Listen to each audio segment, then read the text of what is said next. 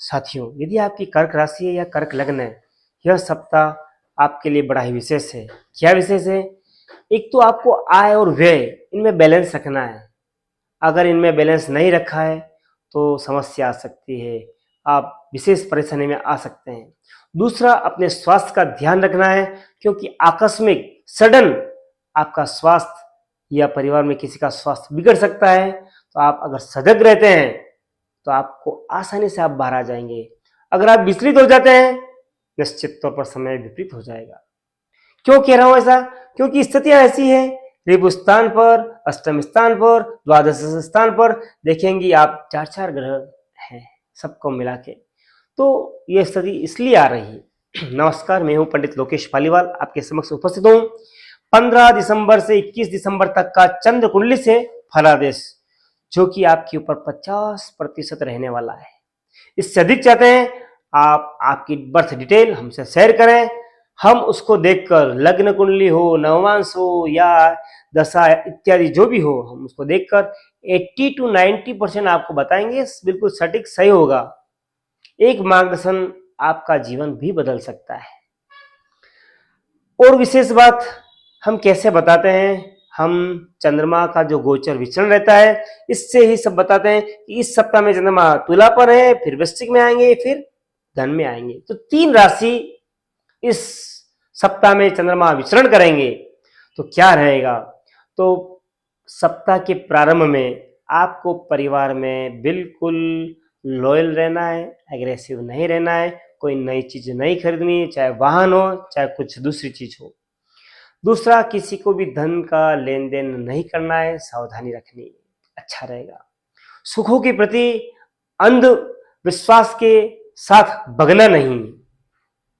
फिर जैसे सप्ताह का सेकंड भाग हाफ प्रारंभ होता है, आपको अपने बच्चों को अच्छी शिक्षा देनी है, मोटिवेशन देना है, उनको अच्छा मार्ग दिखलाना है। यह कार्य आपका है, दूसरा कोई नहीं करेगा।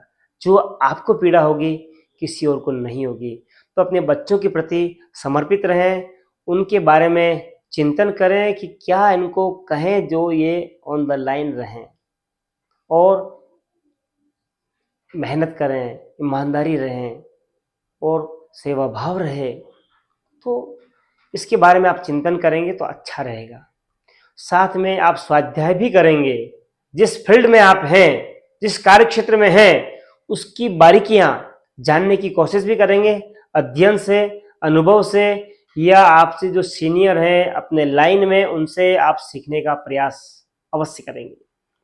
जैसे ही सप्ताह का लास्ट आता है, अंतिम 2.5 दिन आते हैं, तो निश्चित तौर पर आपको क्या करना है कि सजग रहना है।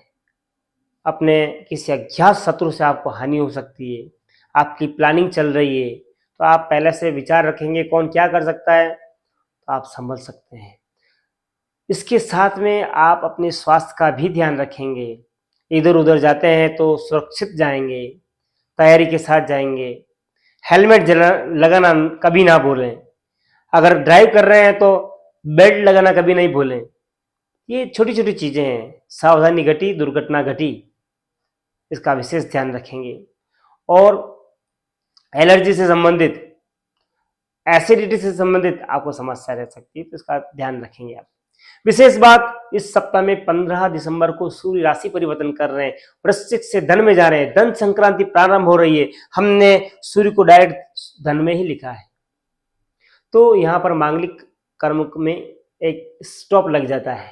विवाह हो, गृह प्रवेश हो, प्रतिष्ठा हो, कुछ नहीं होता।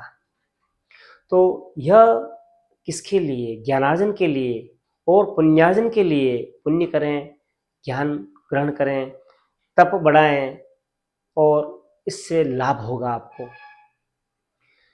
फिर 17 तारीख को महाशिवरात्रि, इस दिन आप भगवान भोलेनाथ की आराधना करें और उनकी कृपा प्राप्त करें, जो बड़ा ही सहज सरल है।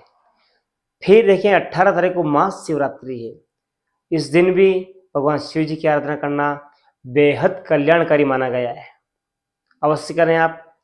19 तारीख को अमावस्या है। अगर आप 29 दिन देवताओं का पूजन करते हैं तो एक दिन कम से कम अमावस्या के दिन पितरों का पूजन करें, और देवताओं के साथ पितरों का पूजन करें, तर्पण करें, जलांजलि दें, भोजन इत्यादि करवाएं, जो आपसे बन सके अवश्य करें। तो निश्चित तौर पर दोनों का आशीर्वाद मिलेगा, आपका विशेष कल्याण होगा। विशेष बात यह कि 17 और 18 तारीख को आपके लिए बेस्ट है, कुछ भी करें आप सफलता हासिल करेंगे। फिर देखें कौन सा कलर, व्हाइट कलर है, फेयर कलर है, आपके लिए बेहद अच्छे रहने वाले हैं। फिर देखें 15-16 ये 2 दिन आपको अपने कार्यों में सावधानी रखनी है। कोई नया लेन देन नहीं करना है, जमीन से संबंधित कोई कार्य नहीं करने, वाहन इत्यादि नहीं खरीदने, तो अच्छा रहेगा। बात करें हम विशेष उल्लेखित बिंदु है हेल्थ की, हम बात करेंगे तो आपको एसिडिटी से संबंधित, बॉडी में जलन होना, पेन होना, पाँवों में, हाथों या आंखों में ये रह सकता है। तो ठंडे पानी से आंख, पाँव इत्यादि आप प्रक्षालन करें और शीतल चीजें आप ग्रहण करें। ज्यादा गर्म चीजें, ज्यादा स्पाइसी चीजें आप ना लें तो अच्छा रहेगा। बात करें लव की, लव के स्थान पे शुक्र विराजमान है, बुध विराजमान है।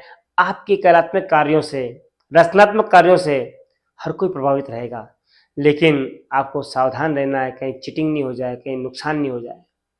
और इस चीज में आपका परसेंटेज 50 ही है, ध्यान रखें। रिलेशन की बात करें, लग्नेश चंद्रमा केंद्र में ही है, तो निश्चित तौर पर रिलेशंस अच्छे रहेंगे, बढ़िया रहेंगे, पॉजिटिव रहेंगे। कैरियर की बात करें, अभी कैरियर के अधिपति बने हुए मंगल जो कि रिपु स्थान पे गए, आपके सीढ़ी दर सीढ़ी चढ़ने से, आपके सफलता हासिल करने से आपके साथी लोग आपसे ईर्ष्या करेंगे, कैसे आपको गिराएं ऐसी प्लानिंग करेंगे। तो अपने शत्रुओं की बुद्धि को भांपें, अच्छा रहेगा, बढ़िया रहेगा। और बात करें हम, यदि आप स्टूडेंट हैं तो स्टूडेंट तो भी आपका पढ़ाई के प्रति मन नहीं है, मित्रों घूमने फिरने स्वरम में, तो ये गलत है। इससे आप में जो वांछित योग्यता चाहिए वो आप में नहीं आएगी। अपने स्वभाव को बदलें, राइट डायरेक्शन में आगे बढ़ें, अच्छा रहेगा। बात करें मैरिज की, तो मैरिज की स्थिति बनी हुई है न्यूनतम विशेष प्रयास करने पर सफलता, बाकी नहीं। बात करें क्या लकी टिप है आपके लिए, तो भगवान शिव जी की आराधना करना, भोलेनाथ को जल चढ़ाना, दूध चढ़ाना, पूजा करना और श्रृंगार करना, श्वेत पुष्पों से श्रृंगार करना बहुत लाभकारी रहेगा। यह कर आप विशेष लाभान्वित रहेंगे, सारे कार्यों में सफलता प्राप्त रहेगी। अगर मेरी बात अच्छी लगी हो शेयर करें, लाइक करें, चैनल को सब्सक्राइब करें। धन्यवाद।